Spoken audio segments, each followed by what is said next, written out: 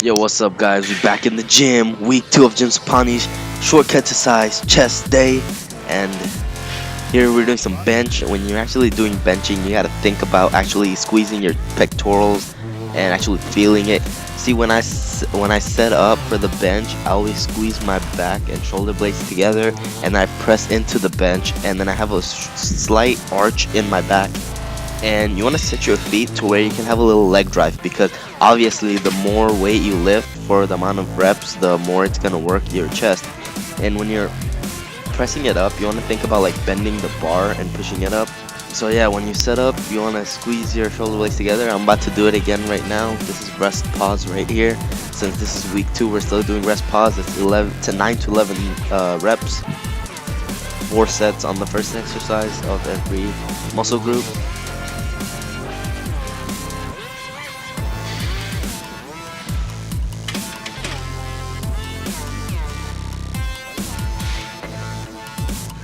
Now we're going on to incline bench. You want to bring the bar to the top of your chest here, and you really want to focus on squeezing. The thing about bench is if you flare your shoulders out, you're obviously going to hurt them. So when you come down, you want to bring your shoulders in closer to your body. You want to bring your elbows in closer to your body, not your shoulders. I don't think you can do that.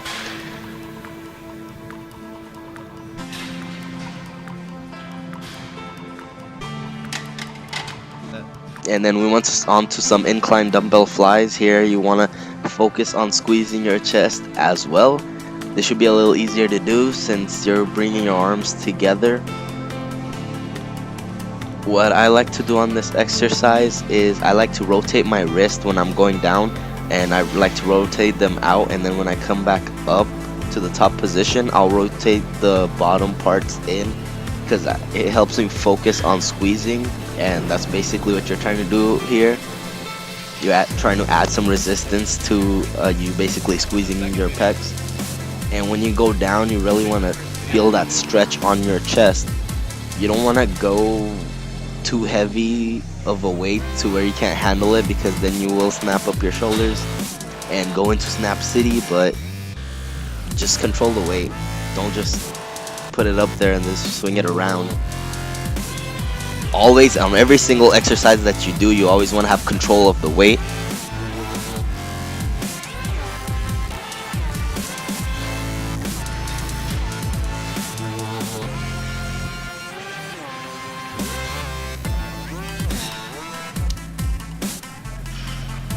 Now we're going into rest pause. On this exercise, you want to do 3 sets. And this is more of an isolation exercise, unlike the bench, which was more of a compound exercise, and it was working your triceps as well as your chest. A lot of people, flies work better for some people, while for other people they need things that are more of a compound exercise, like the bench, like more of a pressing movement, and then some people like more of a fly movement. It all depends on what your body basically reacts to the best. For me, I like to combine both of them, because on pressing movements I can lift more, while on like movements like the flies, which are more of an isolation exercise, obviously I can't lift as much. I'm trying to build my strength on bench. That's why I'm doing bench, so like I can actually build some strength on it, while I also want to build some muscle on my chest, which is why I'm doing more of a fly movement, which is kind of more muscle building, isolation. Now we're doing some cable crossovers. This is another fly movement. It's basically the same concept as the dumbbell flies. You want to squeeze your chest.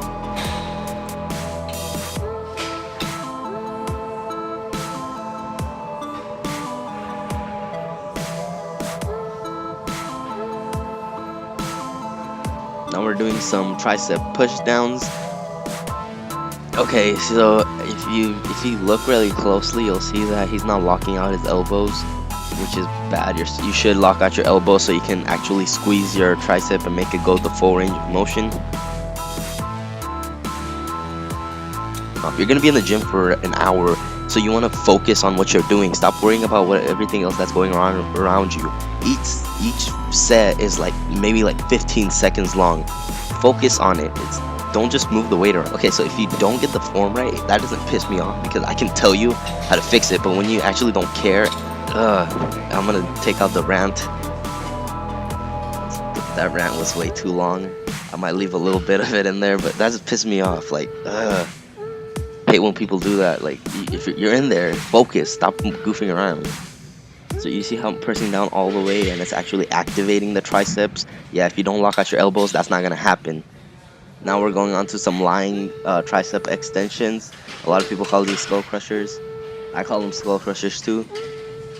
Here, what you want to do is you want to keep your upper arm pretty still. I know you just want to like bend your elbows and go back, and then come back up and squeeze. Okay, so like you can either go to your forehead or you can go behind your head. I like to go more behind my head because I can feel a better stretch. So these are called skull crushers because if you drop that weight, you're gonna get a pretty bad, nasty headache. So, and you might even crack open your skull. So you want to be careful with this. Maybe have like a spotter, and yeah.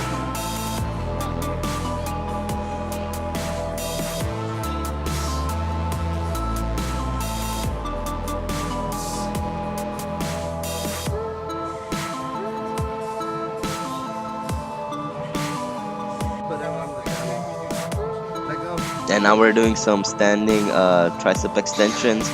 On this, you want to set the actual pulley thing down, not too far, not all the way down, just like to your basically knees, because it helps you get into like the correct position easier.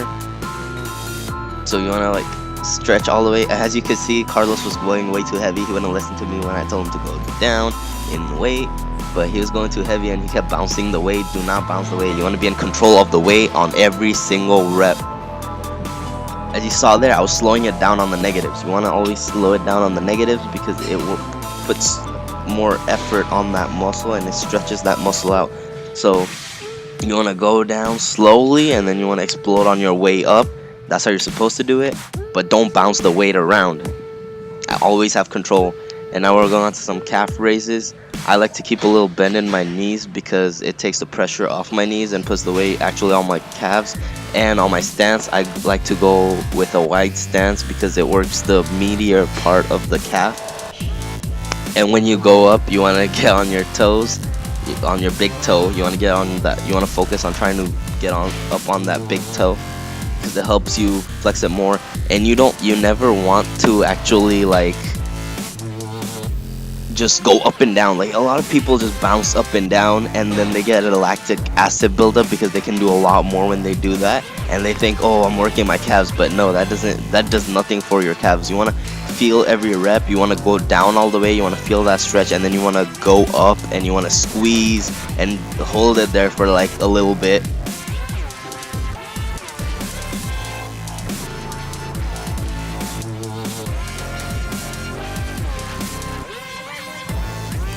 And now we're doing some seated calf raises. Same principles go apply here. So you want to, squeeze all the way up, all the way down, feel that stretch. And remember, rest pause like always on the last set. We're doing 4 sets on calves. So on the 4th set, you still have to do rest pause.